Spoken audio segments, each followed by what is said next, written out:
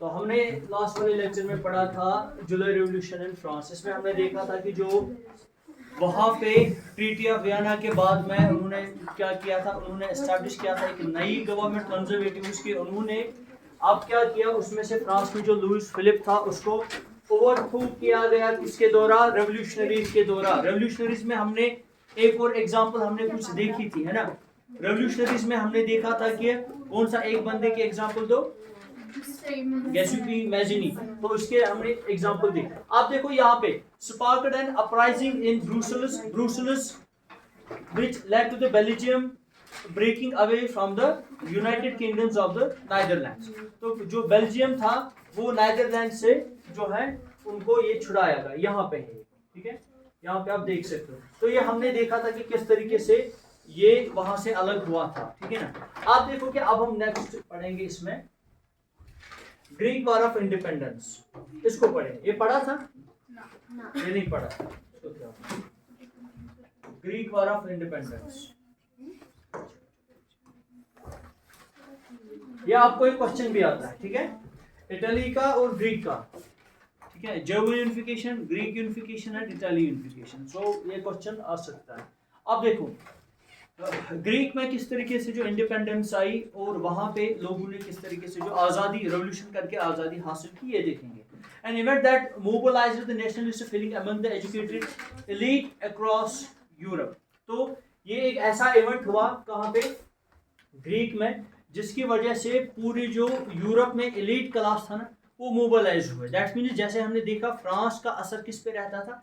Europe पे। तो वैसे ही ग्रीक की भी एक ऐसी इंपॉर्टेंस थी जिससे जो है हर लोग जो है ना वो अपने आप को जोड़ते थे इस ग्रीक के साथ। वो बोलते थे कि हमें इस ग्रीक का एक तरीके से अचामिक हक कि इस करना उन्हें आज़ाद, ठीक है ना। यहाँ पे हम देखेंगे कि ग्रीक किस तरीके से आज़ाद हुआ। एक तो वहाँ के खुद के लोग, दूसरा वहाँ पे जो यूरोपियन बहुत सारी कंट्रीज थी ना, दे हेल्प्ड हिम आउट। तो क्या किया उन्होंने, उन्होंने ग्रीक को बहुत हेल्प किया कि वो आज़ादी हासिल करे। इसके पीछे भी रीज़न है। पहले देखेंगे कि क्या क्या हुआ। जो ग्रीक, पहले देखेंगे मैप में क्या हुआ।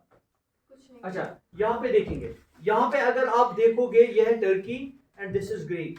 यह है टर्की, यहाँ से है ग्रीक, ये वाला, ठीक है ना, ये। और यह है टर्की, यह है ओटोमन एम्पायर। थोड़ा नहीं दिख रहा है लेकिन यहाँ पे, ठीक है, जहाँ पे मैंने ये बनाया ये इसका पार्ट था। वहां पे कौन थे आपने वो इर्तुगरुल गाजी वगैरह देखा है ना, चल रही है ना सीरीज ना, इसमें सीरीज। तो ओटोमन एम्पायर वही था, उस्मानिया खिलाफत। तो उस्मानिया खिलाफत के अंडर जो ओटोमन एम्पायर जो था ना वो ग्रीक पे कब्जा जमाए हुए थे, ठीक है ना। So we can say the Greek was under the control of Ottoman Empire, that means Turkey, present Turkey, आज के डेट की टर्की। तो ये इनके अंडर में था, ये इनके अंडर में था। मैप पे दिखा, ये इनके अंडर में। अब इन्होंने आज़ादी हासिल कैसे की, ये स्टोरी हम पढ़ेंगे। तो पहले लिखा है, सो ये किनके था? ओटोमन एम्पायर के अंडर, ओटोमन एम्पायर, ठीक है, ये इनके अंडर में था।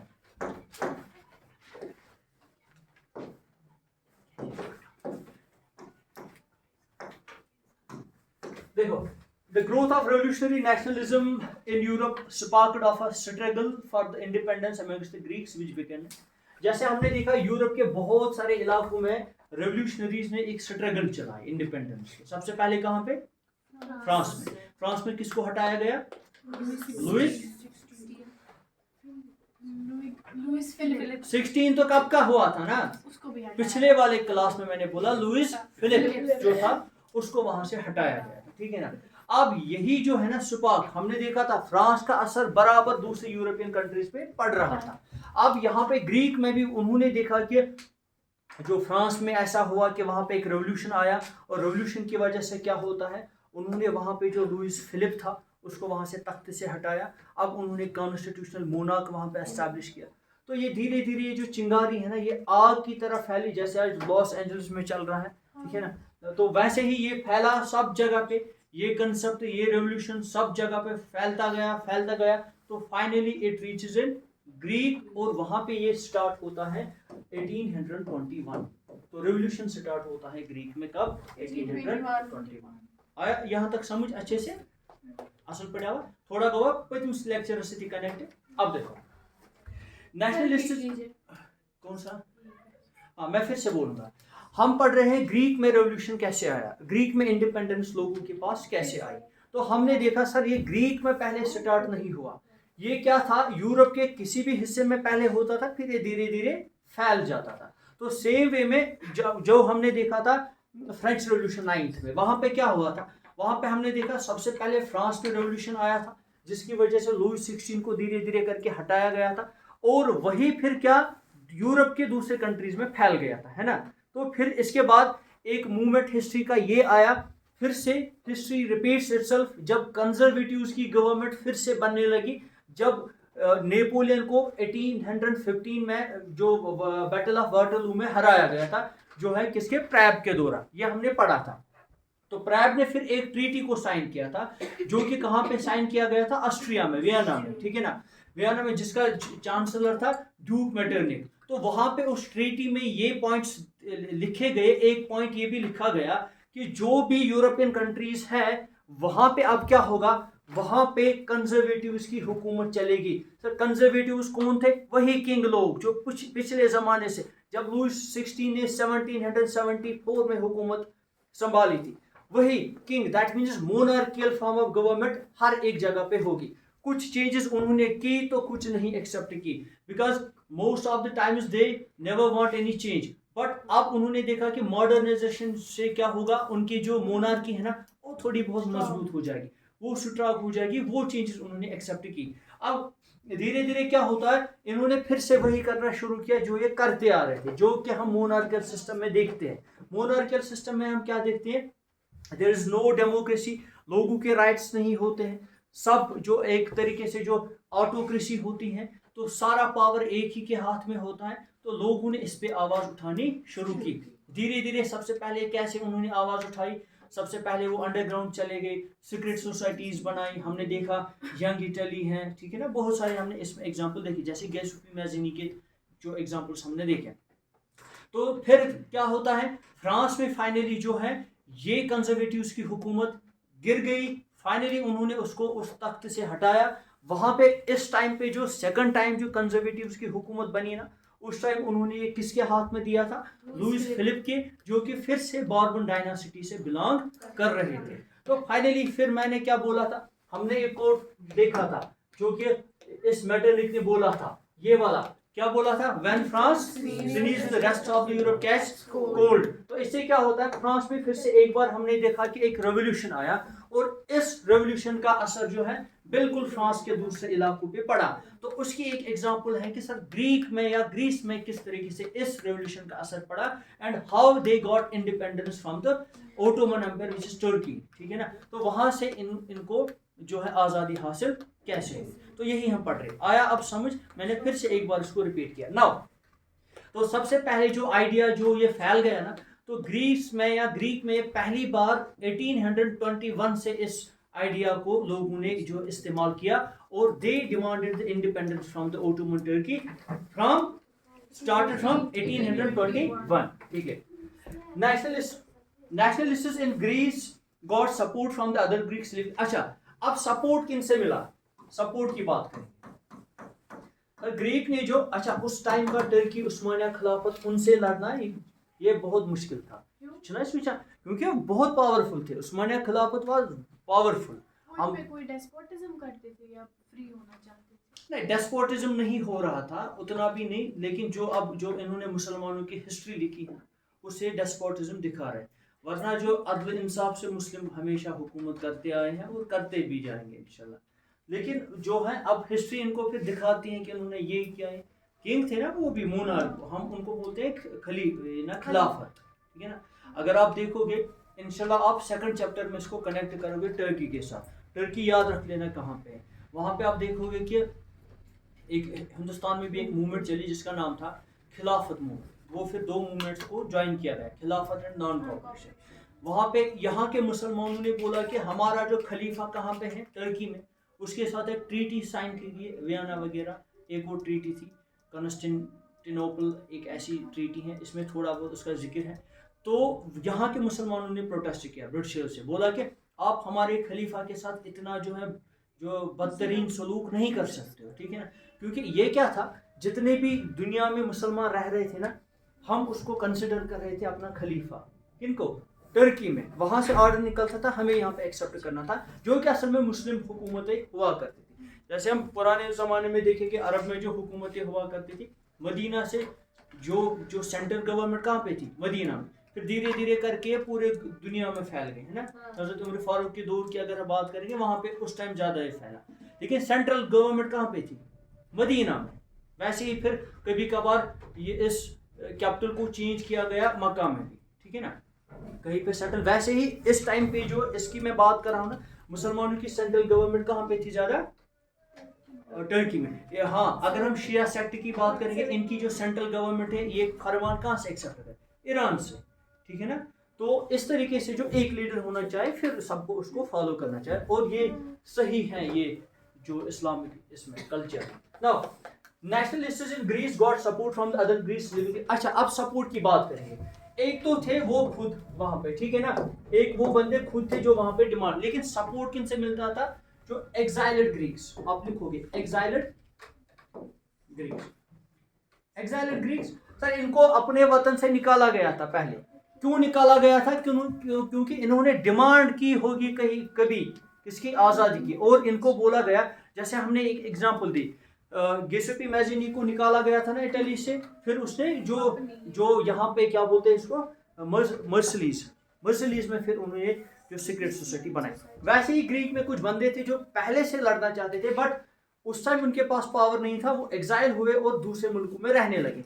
अब वो वहां से इनको सपोर्ट कर रहे हैं, इनको, ग्रीक को, क्योंकि वो उन्होंने वहां पे पैसा बनाया, उन्होंने वहां पे सपोर्ट लिया, हासिल किया, और now they helped Greek people in their independence. वो दूसरे मुल्कों में बैठ के, आवाज समझे असल पर? अच्छा, फ्रॉम मेनी वेस्टर्न, अच्छा एक तो ये, और also from the many western Europeans. दूसरा, वेस्टर्न यूरोपियंस, यूरोप के जो वेस्ट साइड लोग रहते थे ना, उन कंट्रीज ने भी इनको बहुत हेल्प की। तो had sympathies for the ancient Greek culture, because वो एक तरीके से ना, they were attached to the Greek culture. जो इनका एनिशियंट कल्चर हुआ करता था ग्रीक का, वो इसके साथ अटैच थे, उनको कल्चरल लिंक थी इनके साथ, जिनको रोमांटिसिज्म बोलते हैं। वो इंशाल्लाह नेक्स्ट टॉपिक में आप पढ़ोगे, रोमांटिसिज्म किस तरीके से इसने नेशनल फीलिंग्स जनरेट की हैं लोगों में। तो फिलहाल के तौर पे हमने देखा कि ग्रीक लोगों ने एक तो खुद लड़ा, पता होना चाहिए किसके साथ लड़ा, किसके अगेंस्ट और किसके अंडर में थे, है ना। अब पता चला किसके अंडर में थे? हाँ, Greek was under the control of Ottoman Empire. हो गई है कि वो महीना ये इतना से ओटोमन एम्पायर, ओटोमन ग्रीक पे कब्जा। ये मैं चीज ना थमने याद। नाउ फिर ये लोग किन से लड़ रहे थे? Ottoman Empire? हाँ, ओटोमन एम्पायर से। Poets and the artists lauded Greeks at the cradle of the European civilization and mobilized public. अच्छा, poets and artists तिम छे पनिन की करा सपोर्ट। वो तो गन नहीं उठा सकते, वो अपने इन अल्फाजों से लोगों को माइल करते हैं इस जो मूवमेंट की ओर। अच्छा, व्हाट दे डिड, उन्होंने ग्रीक को बोला कि ये क्या है? Cradle of the European civilisation. Cradle का छना, क्रेडल नहीं बोलते जिसमें बच्चे को रखा जाता है, सुजूल सो या हाँ, ये चल रहे हैं। तो अब क्या है, ये तो नहीं चल रहे, इसको हम डायरेक्ट आवाज आ जा रही है, ठीक है। अच्छा, तो ये बोला गया कि यूरोपियन की जितनी भी सिविलाइजेशन है ना, उसका जो इम्पोर्टेंट एस्पेक्ट एक है वो है ग्रीक। तो हर एक, ये किसने बोला? आर्टिस्ट्स ने, और जो पॉइट्स थे, जो शायर थे, उन्होंने बोला। अब इन्होंने क्या किया? अब इन्होंने ये मान लो एक इमोशनल अटैक किया यूरोपियन सिविलाइजेशन को। बोला कि हमारे बीच में एक अटैचमेंट थी, ठीक है ना। हम आपको जैसे कि अकिस बच्चे ना सो आसान सो क्रेडल जिसमें वो बेचारा खेलता है, आप मान लो कि ग्रीक आप लोगों के लिए वो है, ठीक है ना। तो आपको क्या करना चाहिए? You should support our movement, आपको हमारी मूवमेंट को सपोर्ट करना चाहिए। तो इमोशनल अटैक करके एंड दे एक्सेप्टेड। तो दैट्स व्हाई कि they got support from the western Europeans also. European civilisation ने इनको सपोर्ट किया एंड मोबिलाइज्ड पब्लिक ओपिनियन। ये हमने देखा। लास्ट में क्या होता? फाइनली देखो, फाइनली क्या होता है? ग्रीक ने इनसे आज़ादी हासिल की। कैसे हासिल की? जैसे जो लड़ा वाड़ा तो फाइनली जो ऑटोमन एम्पायर जो है वो खत्म हो गई धीरे धीरे। उन्होंने फिर वो इस बात पे मजबूर हुए कि इन्होंने ग्रीक को छोड़ा। अच्छा, ग्रीक, मैं हमेशा बोलता हूँ जब भी कोई कंट्री किसी कंट्री को छोड़ती है ना, फिर एक ट्रीटी साइन होती है, एग्रीमेंट। अब हमारे बीच में क्या रिश्ता होगा, ठीक है ना? तो अब हमारे बीच में क्या रिश्ता, जैसे 370 था, अब हमारे बीच में क्या रिश्ता था 370, फिलहाल उसको एबॉलिश किया गया। नाउ ट्रीटी ऑफ कॉन्स्टेंटिनोपल, ठीक है ना? ट्रीटी ऑफ कॉन्स्टेंटिनोपल जो है ये साइन हुआ, दिस इज इंपॉर्टेंट ट्रीटी 1832 में। और इससे क्या होता है, इससे जो आप लिखोगे Greek got independence from the Ottoman Empire, इस ट्रीटी के according Greek got independence from Ottoman.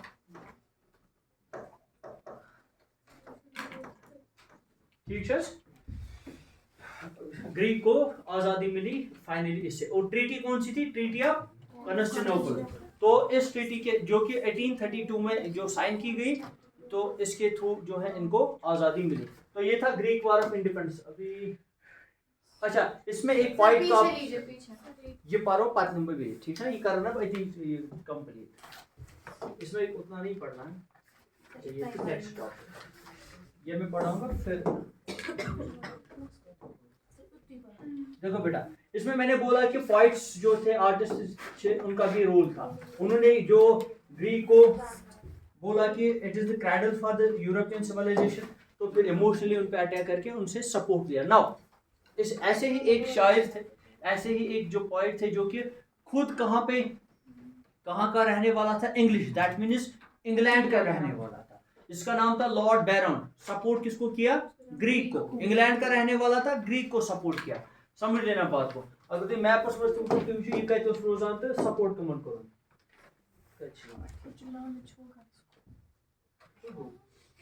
नहीं दिख रहा है। ये है फिनलैंड, इस वाले एरिया में थोड़ा मैप में ये हुआ है। तो मान लो ये इस नॉर्थ साइड में रह रहा है, तो यहाँ से रह रहा था और यहाँ पे इसने इनको सपोर्ट किया। आप खुद देखो कि अच्छा कहाँ के था, कहाँ का था, इंग्लैंड का एक पॉइंट था। हाँ, ग्रीक को इसने हेल्प की ऑटोमन एम्पायर से फाइट करने में। हाँ, तो देखो fought for the Greek war of the independence, इसने भी जो है एक तो शायर था, एक तो उससे सपोर्ट किया, दूसरा खुद लड़ने आया। लेकिन अनफॉर्चुनेटली फिर क्या होता है कि